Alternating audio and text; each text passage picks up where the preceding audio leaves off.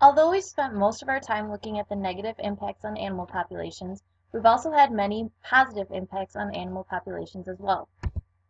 Of those positive impacts, we've worked on controlling animal population sizes, we've created laws and regulations that benefit animal populations, and we've recognized habitat loss and endangered species and took action in helping those areas. To maintain a population size, we can take a look at hunting. In the past, we've looked at hunting as a negative because it causes a decrease in the population, but sometimes a decrease in the population is a good thing. There's only enough resources and space for an animal population to reach a certain size.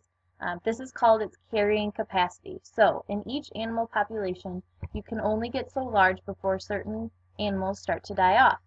By hunting animal populations, we help maintain a reasonable sized population that the ecosystem can support. Also taking action in habitat conservation. So if we remember back from the other day, conservation is the act of preserving, guarding, or protecting, or the wise use of the environment and natural resources. We have put into place habitat conservation measures to protect animal populations in their natural habitats.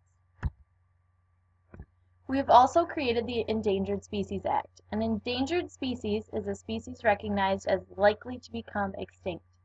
The Endangered Species Act, which became in effect in 1973, helped in setting up laws and protections of species endangered of becoming extinct.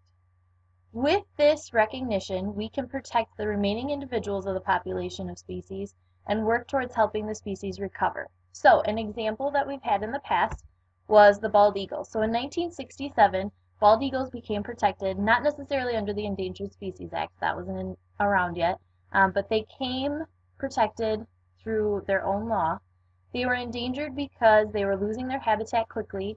There were a lot of illegal shootings of bald eagles, and most of their resources were poisoned with something called DDT.